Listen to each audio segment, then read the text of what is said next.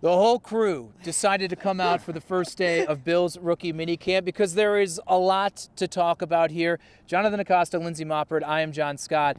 Let's start with a guy who everyone just wanted to see and has been talking about for weeks since selected, and that's Keon Coleman, the second-round pick wide receiver. What does he look like? It's in T-shirts, it's shorts, it's a helmet, so we're not going to know. Someone asked me, check out to see if he can separate at the line of scrimmage. You're not going to know that until pads probably come on out here in training camp. But there is things to kind of just get a grasp of.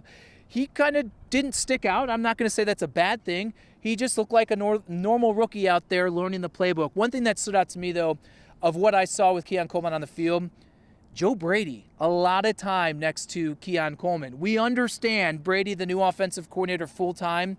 Coleman's going to have to be a big piece because when you lose Stephon Diggs, Gabe Davis, Trent Sherfield, Deontay Hardy, there's a lot of targets and a lot of weapons that have lost that he needs to help really fix that. So to me, at the wide receiver position, Keon Coleman day one, that's what stood out most to me. I think, too, John, as we were talking about, you spent a lot of time watching Keon Coleman. We were kind of focused on some other things, but I think just watching back some of the video we got and everything, too, I think that's important to note. And also that he was talking about the playbook and how he feels about that right now. I think that also stood out a bit more to me. And kind of to your earlier point, I think we've seen so much of Keon's personality and who he is as a player, and even some of the highlights from Florida State making the one-handed grabs that fans and media alike were excited to see him on the field. But like you said, you're not going to get a full picture of what Keon Coleman is in one practice of rookie minicamp. It's more important for when we see him during training camp and in the preseason going up against NFL defensive backs like a Rasul Douglas, a Kaiir Elam.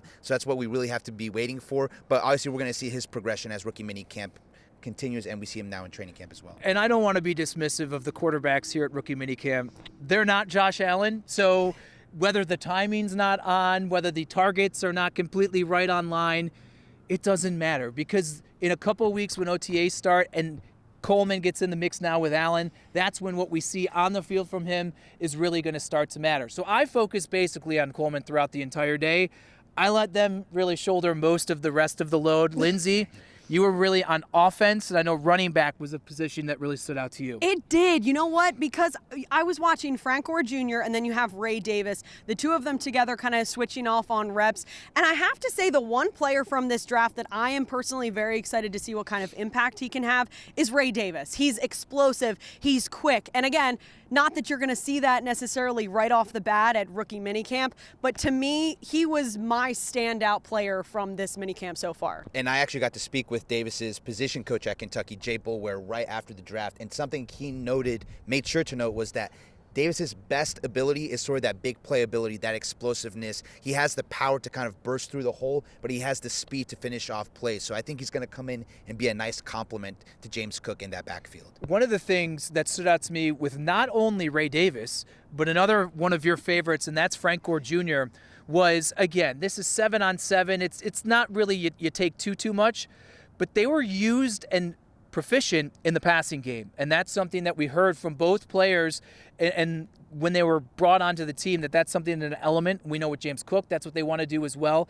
So that's what I saw on the field, but I know you liked talking to Frank Gore Jr. the most. I really did. He was my first interview that I went up and grabbed him for, and he made me laugh right off the bat. He said, obviously I asked him about, the connection with his dad and kind of what that meant to him, and he kind of giggled and he was like, I'm not even really sure if I'm allowed to say this right now. He was like, but in the pre-draft process, this is what we had hoped would happen. We had hoped that I would end up here in Buffalo, and he said his dad had nothing but amazing things to say about the organization. He even went on, he did the little fight song, or the Bills chant, which I'm sure Bills Mafia will love that.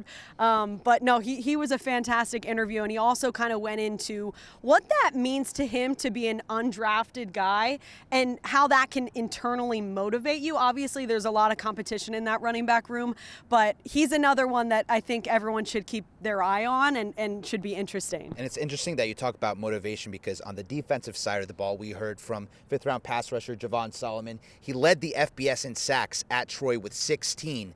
Yet he falls to the 5th round, even with all of that production. A large part of that was that he's undersized for his position. He's 6'1", but in speaking with him after practice today, he noted how there have been plenty of successful undersized pass rushers in the NFL, guys like Elvis Dumervil. So he kind of uses that as a chip on his shoulder and doesn't let the physical side of things impact the way that he plans on coming to Buffalo and making an impact on this Bills defense. Another undersized pass rusher, Jerry Hughes, and he has one of the best proficient and effective careers as a pass rusher here in Bills history. Local ties. Let's dive into those as well. And there was one that you texted as we were all getting here this morning. We didn't know about heading into it. Zed Williams, a professional lacrosse player, and he's not only trying to play football, but was he yo-yoing between multiple positions? Yeah, so we saw him at tight end and at linebacker, and Zed Williams, to say he's a professional lacrosse player, I mean, for a lot of people, that's an accomplishment. For him, that's doing him almost a disservice because he's an MVP of the PLL, and he's won championships in both the National Lacrosse League and Premier League Lacrosse. So he's not just any lacrosse player. He's a fantastic lacrosse player. But something that's different for him now is he goes from being an MVP caliber player in that sport to now starting from scratch in football. So he talks about having to learn the plays, learn the schematics of football and get adjusted to what these Bills coaches are telling him. Something he did touch on was that one thing that translates from lacrosse over to football is sort of reacting to plays on the fly. You know, lacrosse has more of a flow to it than football. So I feel like that's something that he in his mind is able to carry over from that sport over to now being here on the field with the Bills. An interesting note, Bills fans remember Chris Hogan. It's like the running joke. Every time you see Chris Hogan, oh, did you know that guy played lacrosse? Yes. But he was a wide receiver. You could see it translate a little better. Linebacker and tight end is intriguing to me. Who else that you spoke with after practice stood out to you? So Cole Harity, receiver from University at Buffalo, and I got to speak with him a little bit and kind of answers as you would expect. He said he's happy to be back in Buffalo, excited for the opportunity, and really I said, what do you want to get out of this experience? He said, just another experience to continue to try to make the 90-man roster. So, and a couple more UB connections. There's linebacker Joe Andreessen looking to take advantage of his opportunity with the Bills. And kicker Alex McNulty. And something interesting he touched on was the fact that his fiance's family are season ticket holders for the Bills. So he's been at this facility. He talked about how he's kicked inside the indoor practice facility because while they were building UBs, they would practice here in Orchard Park. So he's certainly a guy who's plenty familiar with the facilities here in Orchard Park. So here's where we go from here. For the rookie minicamp, guys like the UB, there's 4 guys from UB that are going to be here this weekend. Zed Williams, these are tryout players. So they're not only trying to maybe make the Bills, but get some tape out there that maybe other teams would then give them a flyer come training camp as well. But the Frank Gore Juniors and some of these other guys, they're already signed as undrafted. So we're going to continue to dive into their stories as we move along. The Bills kind of separate once again for about a week and a half, and then OTAs, and again, a week and a half. That's when all of these rookies will now come with the rest of the team, the Josh Allens and the rest of those guys, and that's when we'll start to really get a hold and grasp of moving forward to what this rendition of the Buffalo Bills is going to be.